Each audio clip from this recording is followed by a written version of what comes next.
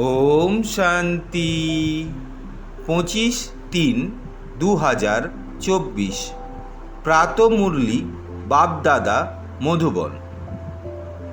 বাবা আজকে বললেন, মিষ্টি বাচ্চারা অন্তর্মুখী হয়ে বিচার সাগর মন্থন করো, তবে খুশি আর নেশা থাকবে।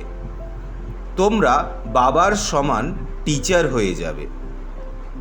আজকের প্রশ্ন, কিসের ভিত্তিতে অন্তরের খুশি স্থায়ী হতে পারে?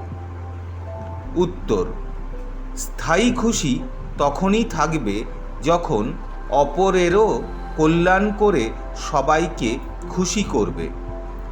করুণাময় হতে পারলে খুশি থাকবে।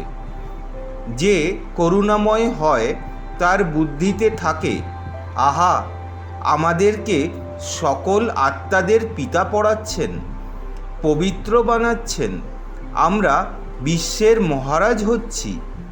তারা এমন খুশির দান করতে থাকে। ওম শান্তি। ধারণার জন্য মুখ্য সার। 1 নম্বর, আমরা হলাম গোপী বল্লভের গোপী। এই খুশিতে বা নেশাতে থাকো। অন্তর্মুখী হয়ে বিচার সাগর মন্থন করে বাবার সমান টিচার হতে হবে।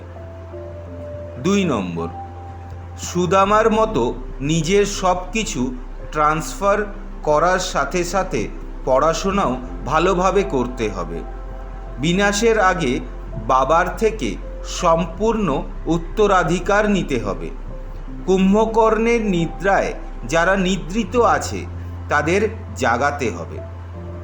আজকের মধুর বরদান হল, মধুরতার গুণের দ্বারা সংস্কারের মিলন করে মঙ্গল মিলনে মিলিত হওয়া হোলি হংস ভাব। যেরকম হোলিতে সবাই রং নিয়ে খেলা করে আর একে অপরকে মিষ্টিমুখ করিয়ে মঙ্গল মিলন করে, এই রকম তোমরা হোলিহংস বাচ্চারা যখন একে অপরকে আত্মিকতার সঙ্গের রং লাগিয়ে মধুরতার মিষ্টি খাওয়াও, তোমাদের নয়ন থেকে, মুখ থেকে, চলনের দ্বারা মধুরতা প্রত্যক্ষ রূপে দেখা যায়। তখন মঙ্গল মিলন অর্থাৎ সংস্কার মিলন হয়। নিজেদের মধ্যে সংস্কারের মিলন হওয়াই হলো প্রত্যক্ষতার আধার। এর দ্বারাই জয় জয়কার হবে। স্লোগান, বিদেহী ভাবের অভ্যাস করো। এই অভ্যাস হঠাৎ আসা পরীক্ষাতে পাশ করিয়ে দেবে। শুক্রিয়া বাবা। ওম শান্তি।